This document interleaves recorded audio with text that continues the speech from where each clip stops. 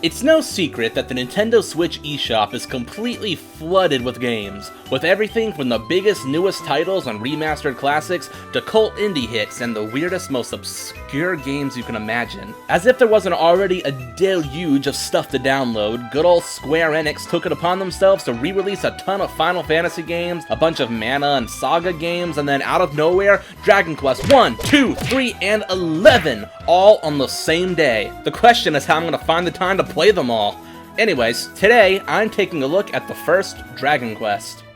I could waste your time telling you the history of Dragon Quest, its status as the grandfather of the JRPG genre, its immense popularity in Japan, blah blah blah, but I won't bother because none of that has any bearing on whether or not this is a good game worth playing in the current year. The first thing you'll notice, just by looking at the screenshots, is that the game has a very confused graphical style. The whole game is like a Frankenstein monster of different resolutions. The environments are 16-bit style, while the character sprites are a much higher resolution style of pixel graphics, and they really stand out bad. The menus and font are high definition, and the enemies and battle backgrounds use crisp hand-drawn art. When put together, it can all look a bit ridiculous. It'll vary from player to player, but I personally love the battle graphics, and the high-res UI never bothered me. The only thing I hated was the hideous character sprites. This version of the game is based on the iOS release, which used characters that actually fit the surrounding graphics, so I don't know why someone thought it was a good idea to screw it up for the Switch version. Anyways, if you've ever played a traditional JRPG, then you should more or less know what to expect from the gameplay. You'll spend pretty much the entire game wandering around, exploring, fighting enemies and bosses in turn-based battles,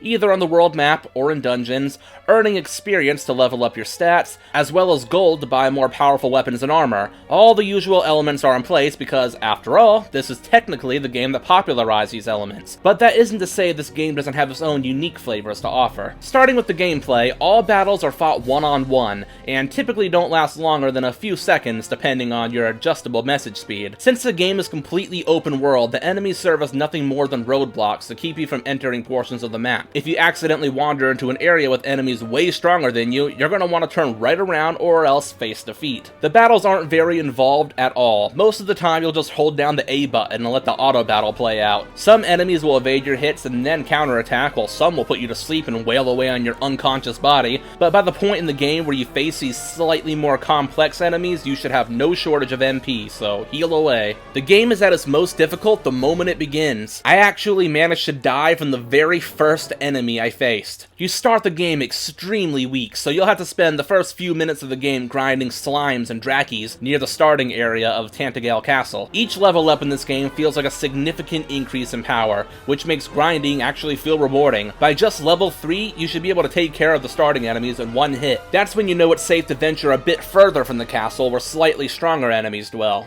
So that's the game's basic structure. Fight enemies, level up, move on to the next area, fight enemies, level up, move on to the next area, and repeat until you've beaten the game. You'll spend long stretches of time just pacing back and forth on the world map, slowly racking up levels until you feel confident enough to move on. There is some strategy involved because the stat boosts offered by the game's weapons and armor are even more significant than those you get from leveling up. The thing is, armor is extremely expensive compared to how little gold you get from the defeated enemies. Much more so than experience points, you'll spend much of your time fighting enemies just for their money. Experience sometimes just feels like an added benefit of the grinding. The strategy I mentioned comes from the player having to decide whether to buy the next incremental equipment upgrade and say goodbye to all their hard-earned cash, or to skip out and keep grinding so they can afford even better equipment without having to start gold grinding again from scratch. There's a bit of risk involved because if you die, you lose half your gold, which is an incredible incentive to play smart. So be sure to take advantage of the bank, which will hold on to your gold so you don't lose it. The only thing is, not everyone is going to want to run back and forth to the bank every few battles, because that's only going to make the grinding process take longer. And here's where I mention a couple of neat, helpful features that have been carried over from the original Dragon Warrior. In Tantagale Castle, there's a sage who completely heals your MP for free. This means you can use the heal spell to replenish your HP, then just refill your MP without ever having to spend a dime staying at an inn. Gold is a lot more plentiful in this version of the game than it was in the original, so it's not that much of a lifesaver anymore,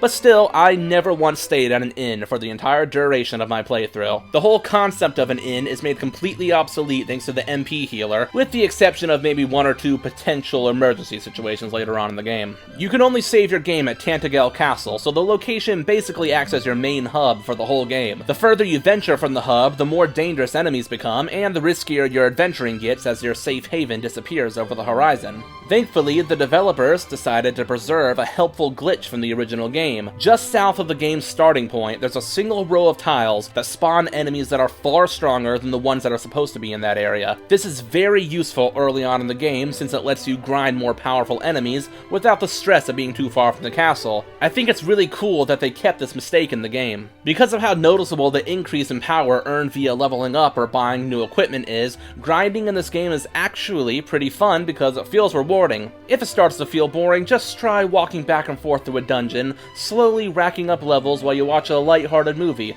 like John Wick Chapter 3 Parabellum. It's very exciting. Alright, all this gameplay talk and I haven't even went over the game's story. It's pretty simple. The evil Dragon Lord is trying to take over and monsters are running rampant. It's up to you, the descendant of an old hero named Erdrick, to stop him. Throughout the game, you'll be collecting all sorts of artifacts for the sole purpose of building a bridge to the island that houses the Dragon Lord's castle. On that note, I think it's really cool how the Dragon Lord's castle is visible right from the start on the world map. It keeps your overall goal at the forefront of your mind as you're playing.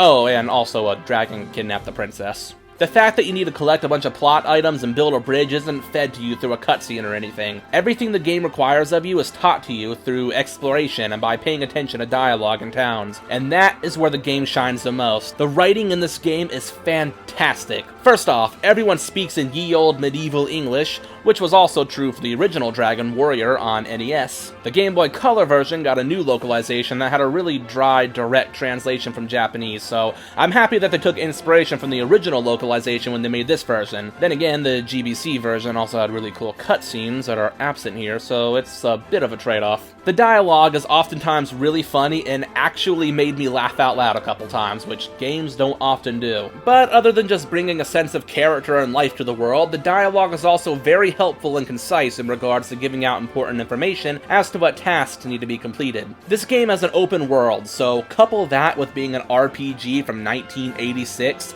and you've got a perfect setup for a confusing and obtuse game.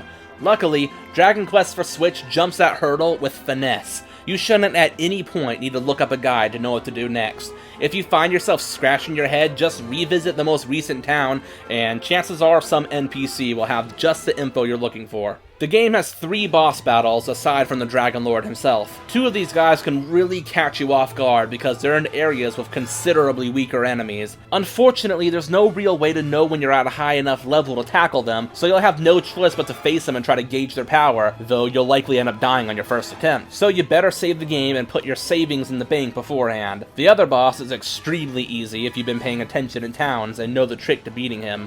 Here's a fun fact. If you've already played the game and know exactly what you're doing, you'll find that every boss is completely optional. That's right, you don't even need to save the princess. You'll even get an alternate ending if you beat the game this way. One issue with this game is that there are lots and lots of plot items clogging up your inventory throughout. At a couple points, my inventory was nothing but equipment and key items, leaving no space for expendables like healing items. With all the helpful alterations they made to the remake for the sake of playability, it's odd that they wouldn't give you a separate menu for plot items considering how many of them there are. Sure, you can always put the items you don't need in the bank, which doubles as an item box, but it's not always clear when you're going to need to use them, so you're going to want to hold on to everything. The dungeons in Dragon Quest are all pretty straightforward. Each dungeon is a simple maze with not much more to it than that. Some have multiple floors, some don't. Occasionally you'll find a locked door or a treasure chest, but not very often. Since most of the dungeons are underground or in some dark cave, you'll need a torch to actually see your surroundings. Later on you'll learn a spell that effectively makes torches obsolete. In fact, I never even used a torch in my playthrough because I had already learned the spell before even setting foot in the first dungeon. The game's final dungeon is perhaps the most interesting, though that isn't really saying much. It's the only one with anything resembling a gimmick,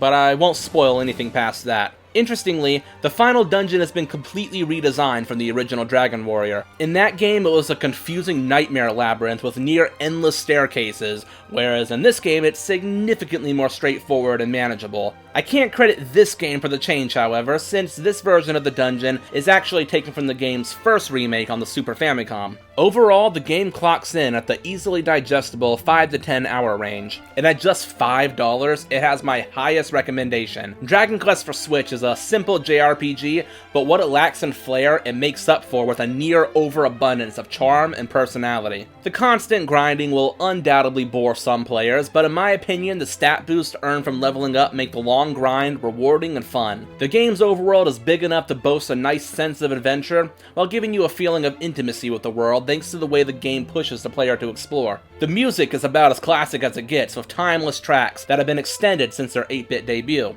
You'll almost assuredly be humming these themes for a great while after finishing the game. And it shouldn't need to be said, but Akira Toriyama's enemy designs are just as timeless. It's no wonder these designs have been reused for over 30 years. I have to commend them for the actual effort they put into this remake. They could have easily prettied up the NES version and called it a day, or even more lazily, just ported the Super Famicom remake. Instead, they revamped the game's graphics, redid the music, and blessed us with a fantastic new translation. Technically, this is a port of the iOS version, so most of my commendations should be directed towards that version instead. Nonetheless, Dragon Quest is a fun game, and that's more than welcome on my Switch. And if you have even the slightest interest in the genre, I hope you welcome this game and the series as a whole onto your Switch as well. I had a lot of fun playing through this game. I played the original Dragon Warrior on an emulator long ago, and while I liked it, it kind of aged terribly. I've been meaning to play any of its various remakes, so praise be onto our JRPG overlords for releasing this on Switch. Now I'm looking forward to beating Dragon Quest II for the first time, and maybe I'll do a review for that one too, so look forward to it. Maybe. And here's the part where I ask that you give this review a small boost in visibility by kindly clicking that like button before you go. Thank you for watching, from me and Sir Hendrik of Heliodor. You shall not escape me, Darkspawn!